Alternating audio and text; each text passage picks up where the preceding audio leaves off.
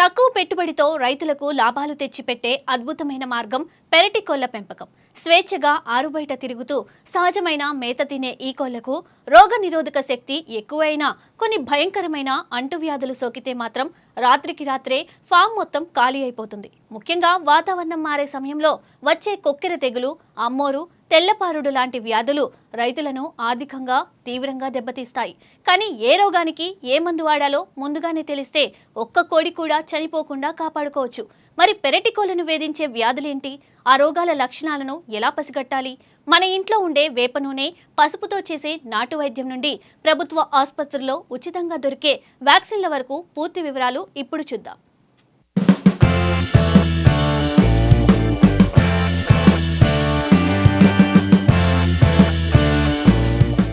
చాలా మంది ఇళ్ల దగ్గర 10-20 నాటుకోళ్లను పెంచుతూ ఉంటారు. కొందరు వందల సంఖ్యలో పెంచి బిజినెస్ చేస్తూ ఉంటారు. అయితే నిన్నటి వరకు బాగానే మేత తిన్న కోడి సడన్ గా ఈ రోజు మెడవాల్ చేసి చనిపోయింది అని చాలా మంది బాధపడుతూ ఉంటారు. దీనికి కారణం కోళ్లకు వచ్చే రోగాల లక్షణాలను ప్రారంభ దశలోనే గుర్తించలేకపోవడం. ఆరుబయట తిరిగే కోళ్లు గడ్డి, గింజలు, పురుగులను తినడం వల్ల వాటికి సులభంగా నట్టలు లేదా వైరస్ వ్యాధులు సోకుతాయి. శాస్త్రవేత్తల సూచనల ప్రకారం కోళ్లను ప్రధానంగా 6 రకాల జబ్బులు వేధిస్తూ ఉంటాయి. అవి నట్టలు, కొక్కెర తెగులు, తెల్లపారుడు, అమ్మోరు, కొరైజా, కాక్సిడియా.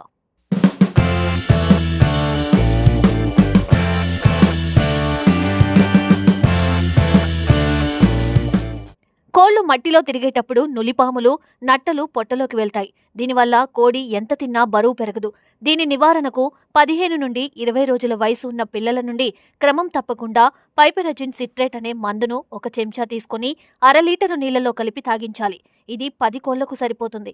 ఊర్లో రైతులంతా ఒకేసారి ఈ నట్టల మందు వేస్తే వ్యాప్తిని అరికట్టవచ్చు. ఇక కోళ్లకు వచ్చే అత్యంత ప్రమాదకరమైన వైరల్ వ్యాధి కొక్కెర తెగులు. ఈ వ్యాధి సోకితే కోడి రెట్ట ఆకుపచ్చగా నీళ్లలాగా ఉంటుంది. ముక్కు నుండి నీరు కారుతుంది. తల, మెడ ఒకవైపుకు వంకర తిరిగిపోయి వణుకుతూ ఉంటాయి. ఈ రోగం వచ్చాక మందులు వాడడం కంటే రాకముందే టీకా వేయడమే బెస్ట్. పుట్టిన వారంలోపు పిల్లలకు కంట్లో లేదా ముక్కులో చుక్కల మందు వేయాలి. మళ్లీ 8 వారాలకు ఒకసారి, ఆ తర్వాత ప్రతి ఏడాది నవంబర్ నుండి డిసెంబర్ నెలల్లో బూస్టర్ డోస్ ఇవ్వాలి. ఈ టీకాలు ప్రభుత్వ పశు వైద్యశాలల్లో ఉచితంగా దొరుకుతాయి. ఒకవేళ వ్యాధి వస్తే వెంటనే టెట్రాసైక్లిన్ పౌడర్ను నీటిలో కలిపి 5 రోజుల పాటు ఇవ్వాలి.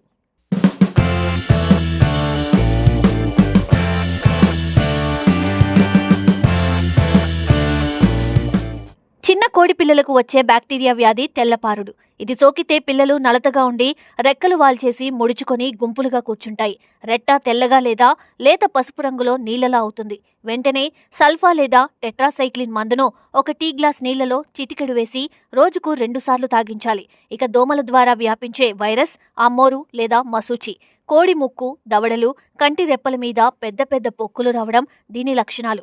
ఈ వ్యాధి సోకితే దీంతో కోడి మేత తినలేక, కళ్ళు తెరవలేక నీరసించిపోతుంది. గుడ్ల దిగుబడి ఆగిపోతుంది. దీనికి డైరెక్ట్ మందు లేదు, కానీ ఆ కురుపులపై ఇన్ఫెక్షన్ రాకుండా ఉండడానికి ఒక అద్భుతమైన ఇంటి వైద్యం ఉంది. పసుపు, వేప నూనెను పేస్టులాగా కలిపి ఆ పొక్కుల మీద రోజు రాయాలి. కీటకాలు వాలకుండా ఇది రక్షిస్తుంది. కురుపులు త్వరగా ఎండిపోతాయి. కోళ్లో వచ్చే శ్వాసకోశ సంబంధిత వ్యాధి కొరైజా వ్యాధి. కళ్ళు ఎర్రబడి కంటి నుండి నీరు కారుతుంది. శ్వాస తీసుకునేటప్పుడు గొంతులోంచి కీచుమని శబ్దం వస్తుంది. ముక్కు నుండి జిగురు లాంటి స్రావాలు వస్తాయి. నివారణకు స్ట్రెప్టోమైసిన్ ఇంజెక్షన్లు లేదా థియాముటిన్ మందును నీళ్లలో కలిపి తాగించాలి. మురికి నీరు, కలుషితమైన మేత వల్ల కాక్సిడియా వస్తుంది. కోళ్లు మందలో కలవకుండా ఒక మూల నిలబడి కునుకుతుండడం దీని లక్షణం. ముఖ్యంగా రక్తంతో కూడిన విరోచనాలు అవుతాయి. చనిపోయిన కోడి పేగులు వాచిపోయి రక్తం గడ్డగట్టి ఉంటుంది. వెంటనే డాక్టర్ సలహాతో నైట్రోపురోజోన్, కాక్సిమార్ లేదా ఆంప్రోలియం మందులు వాడి మంద మొత్తాన్ని రక్షించుకోవచ్చు.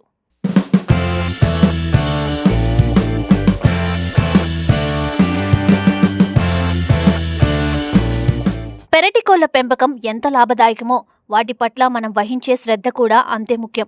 ఏ రోగం వచ్చినా మొదటి నిబంధన ఏంటంటే జబ్బుపడిన కోడిని వెంటనే మందలోంచి తీసివేసి దూరంగా ఉంచాలి.